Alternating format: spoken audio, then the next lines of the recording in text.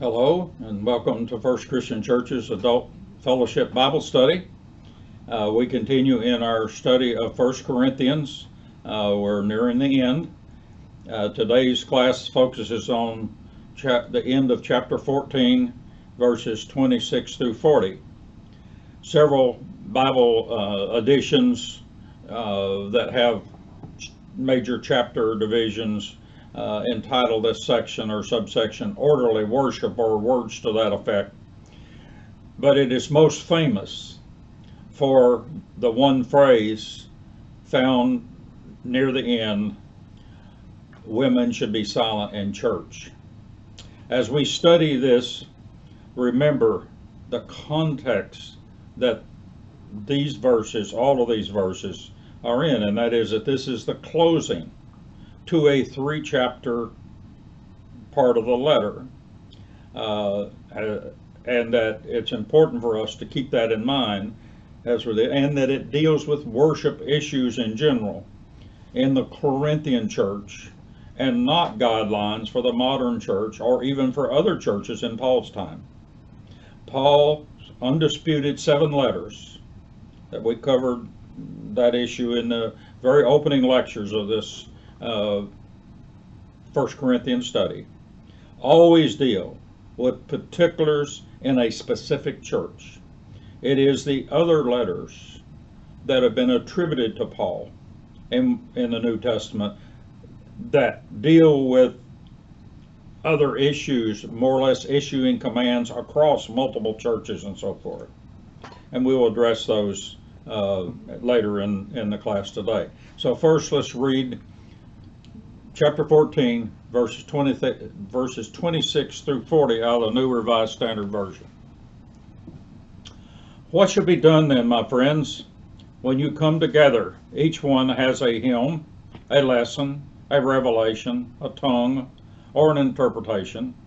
Let all things be done for building up. If anyone speaks in a tongue, let there be one or two only, at the most 3, and each in turn, and let one interpret. But if there is no one to interpret, let them be silent in church, and speak to themselves and to God. Let 2 or 3 prophets speak, and let the others weigh what is said. If a revelation is made to someone else sitting nearby, let the first person be silent, for you can all prophesy one by one, so that all may learn and all be encouraged. And the spirits of the prophets are subject to the prophets, for God is a God not of disorder, but of peace. As in all the churches, and this is in parentheses, by the way, as in all the churches of the saints, women should be silent in the church, for they are not permitted to speak, but should be subordinate, as the law also says. If there is anything they desire to know, let them ask their husbands at home, for it is shameful for a woman to speak in church. Or did the word of God originate with you, or are you the only one it is reached? Anyone who claims to be a prophet or to have spiritual powers must acknowledge that what I am writing to you is a command of the Lord. Anyone who does not recognize this is not to be recognized. So, my friends, be eager to prophesy, and do not forbid speaking in tongues, but all things should be done decently and in order.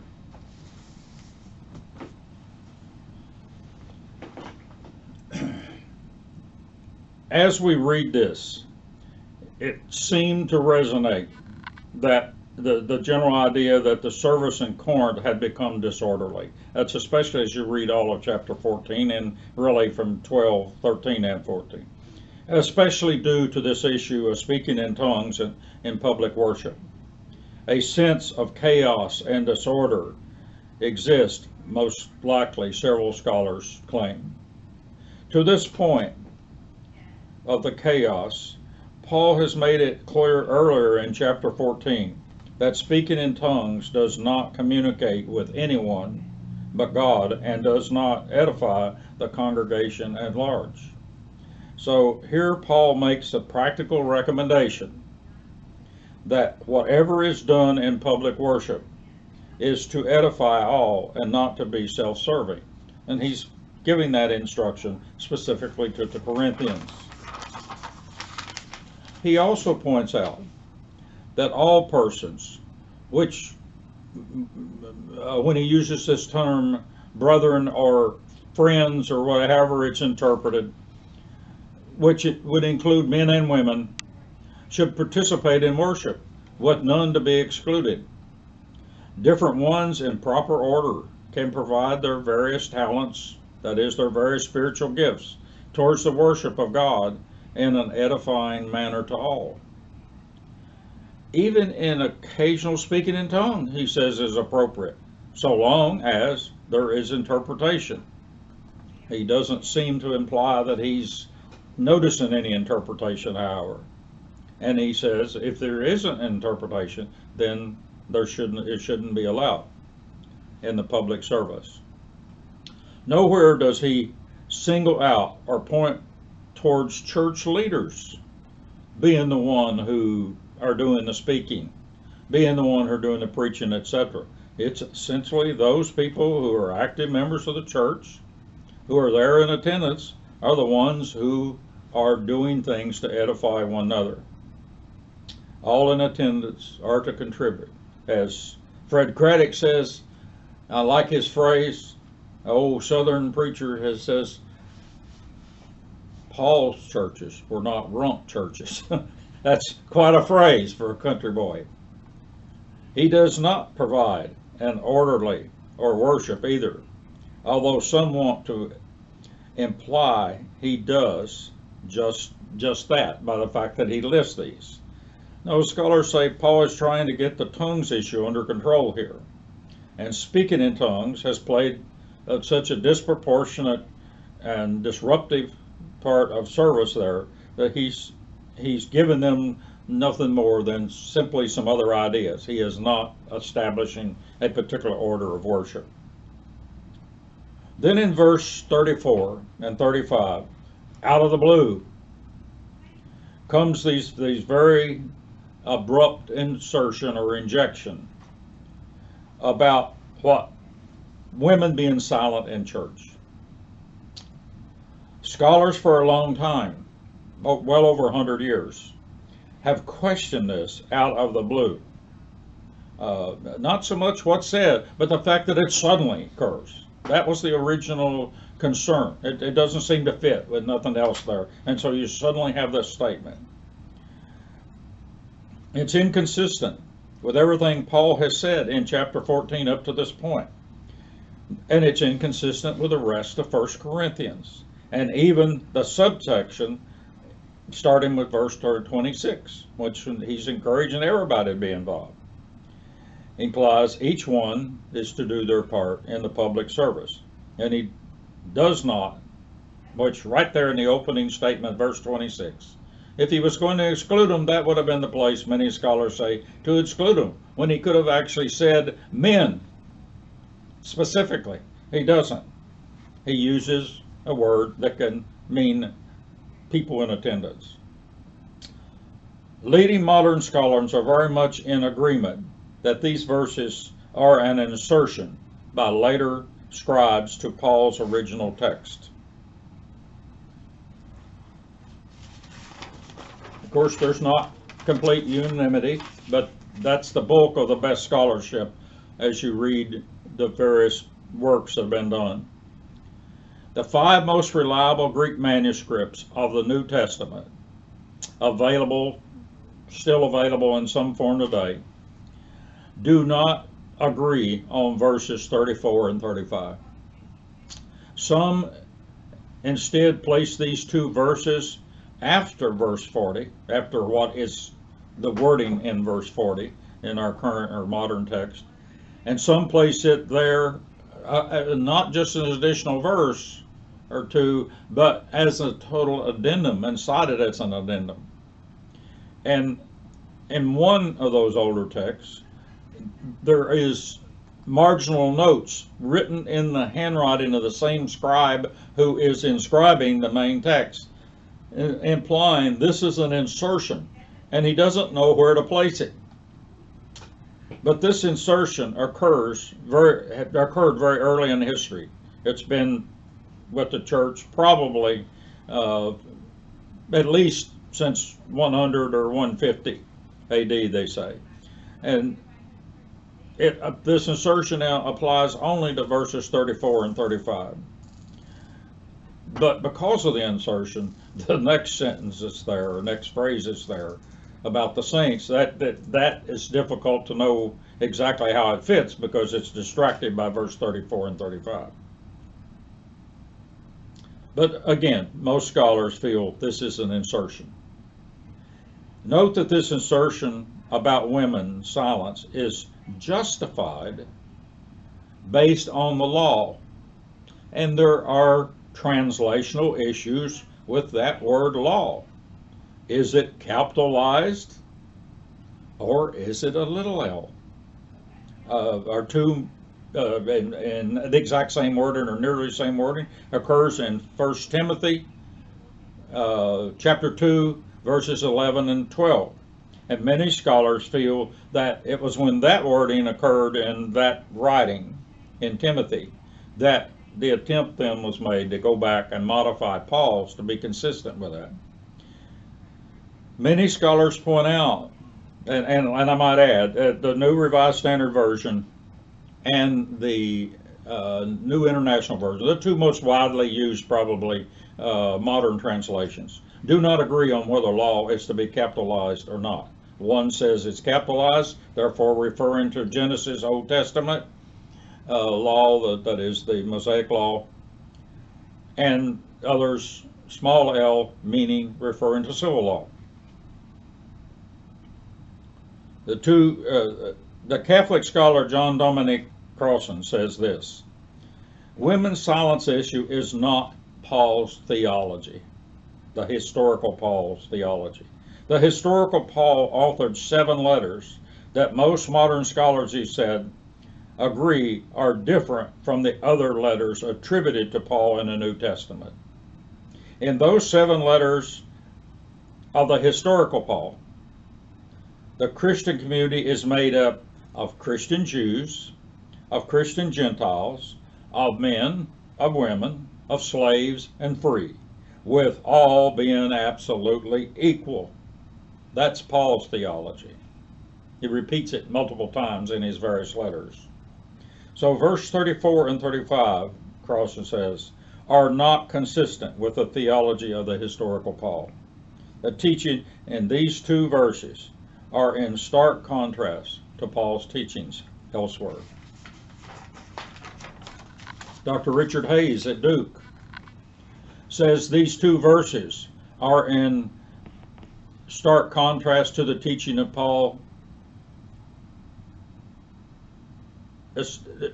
even consistent with what he's been teaching in these 3 chapters.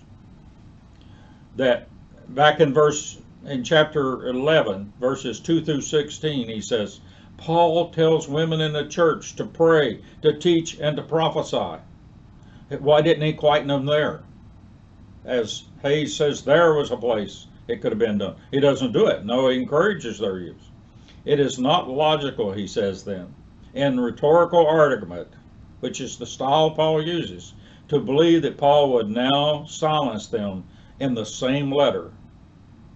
The best scholarship, he says, in his opinion, that verses 34 and 35 are not authentic Paul teachings, but have been inserted by some other school of thought later. Furthermore, in Paul's letter, he never addresses the churches, that is plural, but only a specific church at any one time, except this one exception that we find here in chapter 14. And that exception does not fit with the rest of 1 Corinthians rhetoric, Hayes says. As we taught in our first lessons in Corinthians, I pointed out that the 7 letters that are considered genuine Paul letters by most modern scholars. Modern scholars in general consider there's only 7 that they don't argue about. and those 7 they believe were written by Paul: 1st and 2nd Corinthians, Romans, Galatians, Philemon, Philippians, and 1st Thessalonians, but not 2nd Thessalonians. The other letters in the New Testament attributed to Paul are from at least 2 later sources based on what's in them and how it's put together. And the leading Pauline scholars teaching today that these major shifts are not Paul's style. They're not his by style, and they're not his in theology, based on the other 7 letters.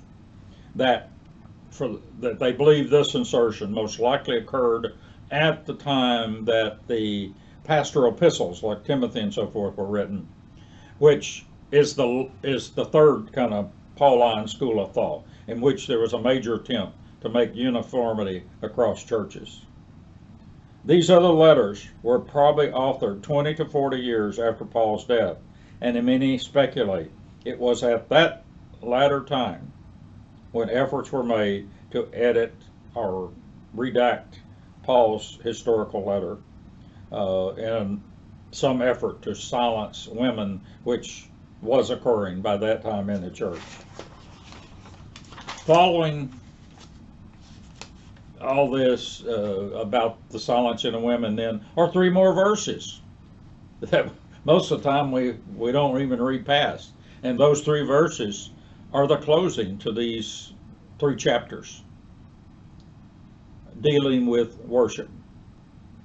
Here Paul commands self-assessment for these Corinthians, claiming that claim spiritual gifts, and for them to recognize that Paul has correct insight here. And he cites that if they don't believe essentially that he's the apostle,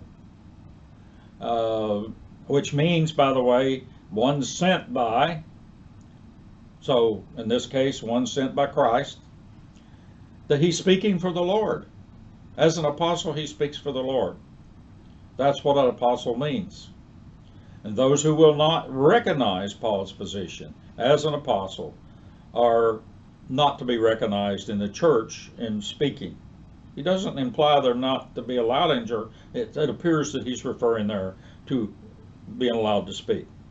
He calls for them for the Corinthians to be very zealous in everything they do, in prophecy, that is, enlightened speech and so forth, not to bind, or forbid speaking in tongues, but he clearly says there's a proper place and time for it, and it's got to be interpreted. And whatever they do in service, public service, should be done in an exemplary manner that edifies everyone. God is not a God of disorder, he cites. Learn, he also says, to employ agape love, and above all things, remove this self-centeredness that you have, Corinthians, because that's the other big issue that he's found. Self-centeredness and agape love, the 2 are not compatible. It's one or the other. Next week, we take up the last chapter in 1 Corinthians, and essentially we'll learn Paul's interpretation of Christ's gospel. In other words, he saves that to the end as his summary of 1 Corinthians letter to help correct these people. So hopefully you'll have a good Bible study this week, and we look forward to visiting with you again next week.